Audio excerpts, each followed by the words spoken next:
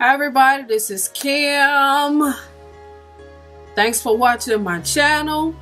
Click the thumbs up, subscribe to my channel, leave a comment at the bottom. I am so happy the Shy is back. Oh my God, that seemed like forever. Even though it was only a week. Let's get into episode number 5. Okay, this episode starts off with Emmett late for work, and he comes into Sonny's chicken spot, and he telling him, oh, I had a lot to do, I had to drop the baby off. He ain't trying to hurry. Sonny don't want to hurry. He just like, you just need to get to work. Now Reggie and his crew is on their way to the loading dock. They pull up, and the guy was like, you supposed to give me some kind of signal when you was gonna pull up. And he was like, well, yeah, we heard. And so dude say, you got 30 minutes. So they head on back to the dock or whatever, and Jake is sitting in the passenger seat. I don't know why they brought him, but remember Reg told him, you part of this crew now. So if you haven't seen my last episode or my previous videos, I'll link, so you can just click on that. It'll take you straight to the video, or at the end of this video, you could click the little ending footage clips that be at the end of the video. You can click on one of those, and they'll take you straight to the video. So they get to the little container thing that they were supposed to be at, and so now they pull out these boxes and everything, and they pop the doors open, and they loading up the guns and everything. And Jake asks Reg, can I get one? And he was like, no. He was like, well, everybody else getting one. And he was like, yeah, they earned it. So he peel off $100 and give to Jake and tell him to put the boxes in the truck, So he walks back up and get back on there and help them load them up or whatever. So Jake is looking at Reg, and so he decided he was going to take one of the guns. So he steal one of the guns, put it in his pants, and he go behind one of the big containers. And now he all on Instagram taking pictures with the gun. Next thing you know, one of the security guards see Jake. But by that time, Reg is looking for Jake. It's time for them to go, and Reg is looking for Jake and calling him. He runs up and hop in the car. But one thing I noticed, Jake didn't tell Reg that the guard was coming. So now they in the trucks, they leave and they speeding off or whatever, and the guard, of course, is chasing after the truck, which was really stupid. Now Brandon is at his cousin's house, and they're just chilling, and he's basically giving him some bad advice, relationship advice, and he's telling Brandon, his cousin is telling Brandon not to call Jerica, and you need to act as if you ain't tripping off of it. So now after they just sitting back chilling or whatever, he takes him to the storage, and inside that little storage shed in his backyard, he just got a shed full of weed. So, and he just tell them he got a name for all of these the Jacksons. So he was like, this one big one, big ass bud. He was like, I've been saving this for a special moment. So I see right now you need this, so I'm gonna give you the honors. He handed him the scissors, and he cut the bud off, and they go and they smoke some. They just lay back and, just basically talking. Now Emmett is at work, and he's cooking and everything, and Sonny tell him, before you know it, you might be the owner, you might be a chef or whatever. Emmett say, I'm an entrepreneur. This ain't my calling right here. So then Q walk in, and Q tells Sonny, I need to talk to you. They goes in the back, and Q tell him, I need to get in touch with my old crew. You know where they at? Sonny instantly say, I don't want no trouble.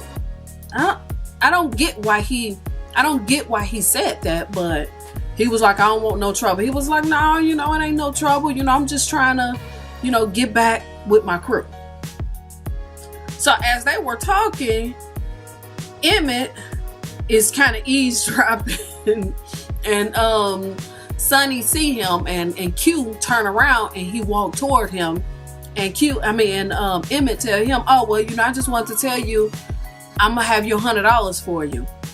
And Q just kind of look at him and grab the mop And you could clearly tell that Emmett was scared. So then he kind of threw the mop at him. Emmett kind of jumped, and he was like, you need to go sweep something. And, from there, Emmett kind of, walk off. Now, Ronnie is in the bathroom, and he's just kind of looking at his little wounds and stuff. And his grandmama in there talking to the TV, talking about a judge. And she want to see what's under the judge robe. So,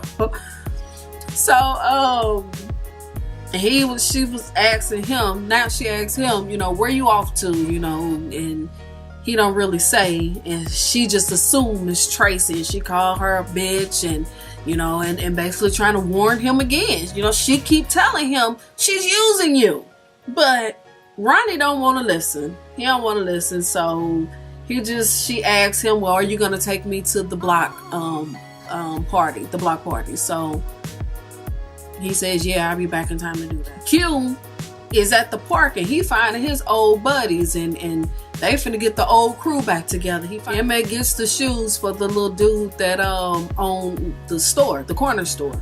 So he was like, what's up with the job? And so he say, okay, all right, I got some boxes I need you to go pick up. Here are the keys to the van. That's all you got to do is just pick these boxes up, bring them back. I give you $100 now, and I give you another $100 when you come back. And he was like, well, what's in the box? He was like, don't worry about that. Just, go get the boxes. So Emmett agrees. He take a picture of them, and he say, what's that for? And he say, so my cousin could know who you are. So he ends up getting the keys to the van, and he headed out. Brandon is calling Jerica. He really, really wants to patch things up with Jerica. And his cousin to keep on giving him bad ass advice. Now they leaving in the car, and as they're backing out, the police stops them. And of course, now the cousin, he goes from acting hood to a button-up preppy guy. Now he's talking proper, and so the police won't be suspicious of anything. Now Kevin, Jake, and Papa is walking to the store, and Jake is basically telling them what happened, that they went and got some guns, and Papa is asking, how many, and he tell them, and he's basically gonna be jumped into the gang or whatever. And he's saying, anybody who stepped to them, they gon' get it. So then they heads to the store, the corner store, to buy a whole lot of junk food, but Jake feel like he the man, and he got money. Kevin like, I ain't got no money. And Papa is like, I don't either. So Jake say, I got y'all. So they just filling the basket up with all junk food. So now they headed out, and all of a sudden they like, Dad, Kevin, where your bike at? Somebody done stole Kevin's bike. So now he's looking around, he's mad, he's pissed that somebody got his bike. Now Ronnie is at Tracy's house. He knocking on the door. She answers the door, and she got a little attitude, and she mad like, what you want? And she was getting ready to go back in and close the door, and he was like, wait a minute, I got Jason's phone. And so he pulled it out of his pocket and he handed it to her, and she asked him, how did you get it? He said, I told you I'd get it, so she handed it to him, and he asked her, the code? And she was like, yeah, I think I do. So he asked to come in. She let him in. Kevin, Papa, and Jake, is now looking for the bike. And so now they're walking down the street, and they pissed. And Kevin's pissed because he mad because somebody stole his bike. So next thing you know, he see Maisha riding his bike down the street. She just rolled past them like it ain't nobody's business, so what? I got your bike. That's basically how she's riding the bike. So he just started running like, hey, get my bike back. Get my bike back.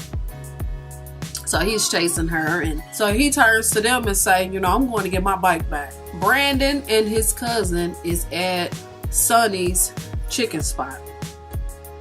And Sonny comes up and they talking or whatever. He was like, you remember me? And he asks him how he doing and all of those stuff. And then he asks about his girl, and Brandon tell him that, you know, we taking a little break. And so Sonny give him some very good advice, you know. Ronnie and Tracy is trying to get into the phone, and it appears that she don't know the combination or the code.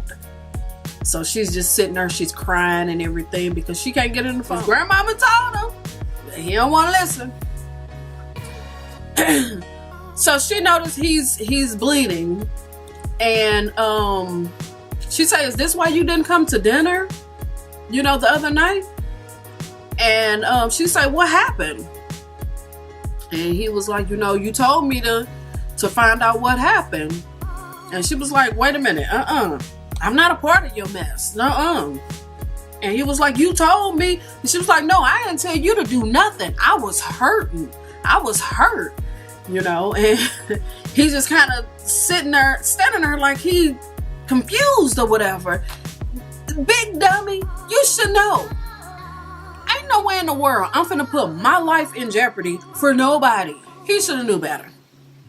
And for him to now make it seem like she told him to do it, nah, you're a grown ass man. Just like she said, you know, you know, I ain't tell you to do nothing.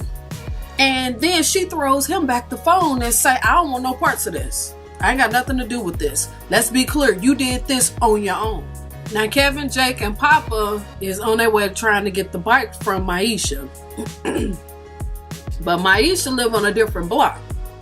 And now they walk in and, you know, they see some guys that they don't know. And Jake tell them the Wild Boys or something like that. And this they block. And so Papa say, my mama said I can't go on no. Papa say, my mama said I can't go on no different block. She told me not to go on no different block. And they're like, you know, how your mama gonna know? Talking about because of Jesus. Jesus always watching.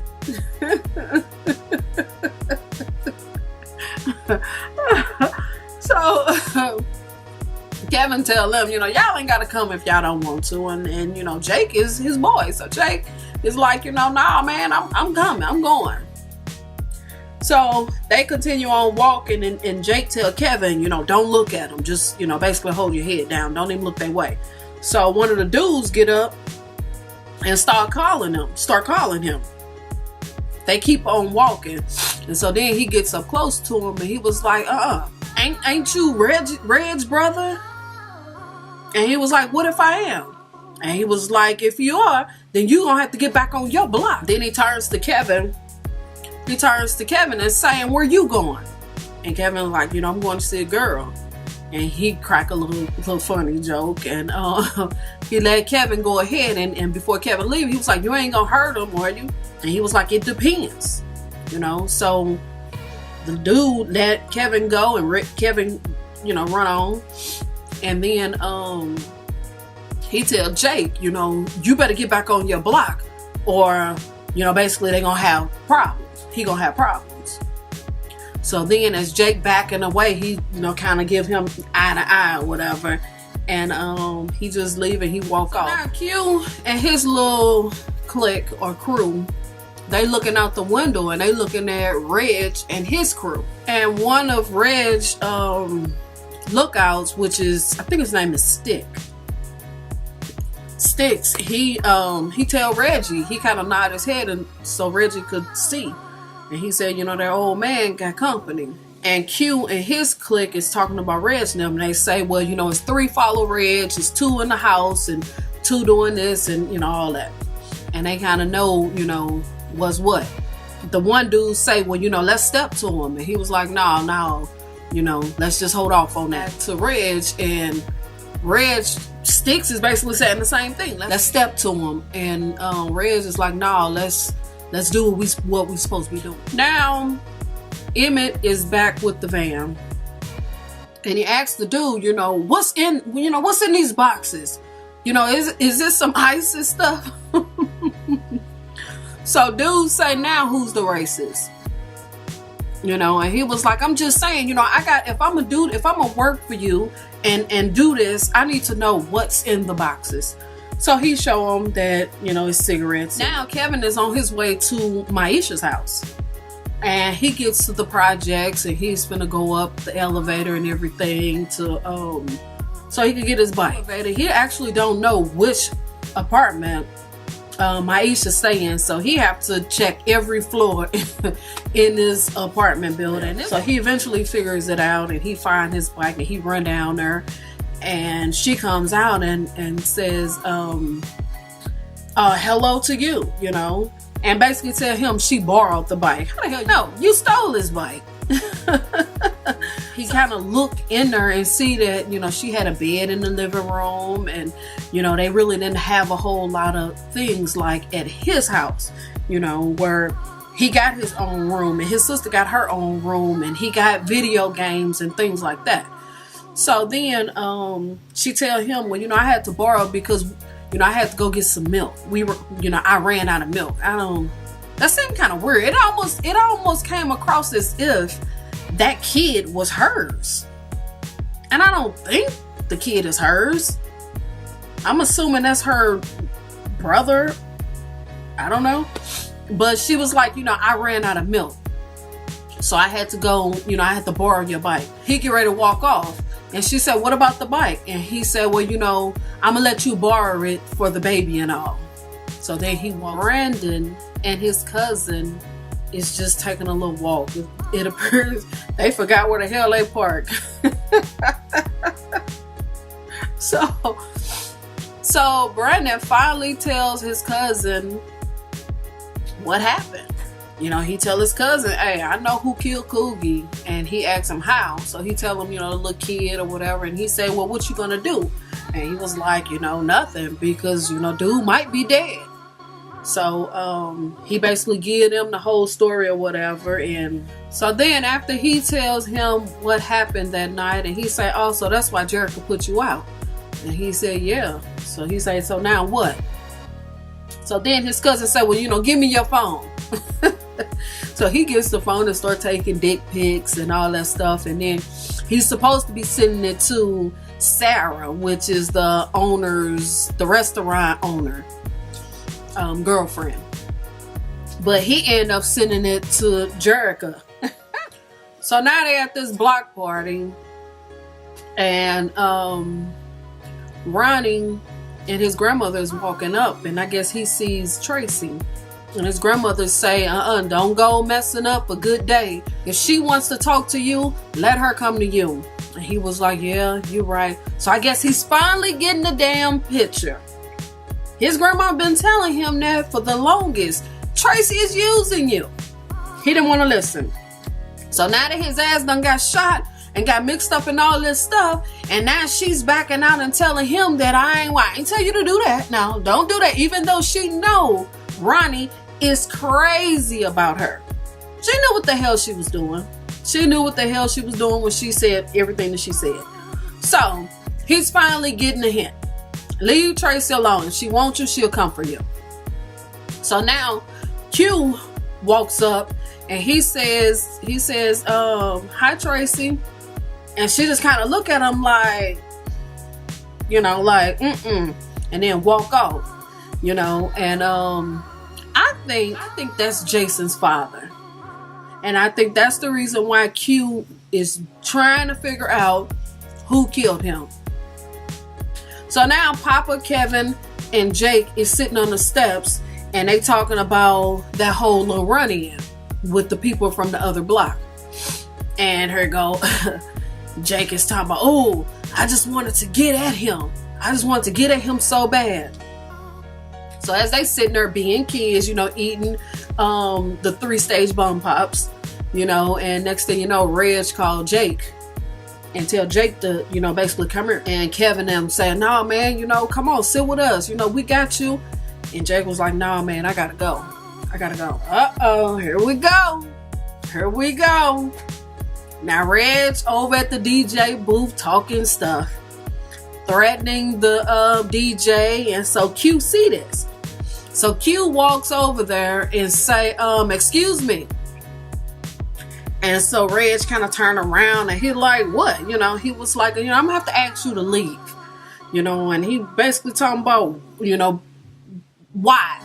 And Q was like, you know, we got family here, you know, and this and that, and he Reg's like, and I'm supposed to care why? He was like, you know, you shouldn't want your people to fear you. You should want them to love you. And they start talking or whatever, and then Reg asked him, "Lo, man, why you watching me?" And he was like, "I'm not watching you. I'm just clearly looking out my window and admiring the view. Looking at the view."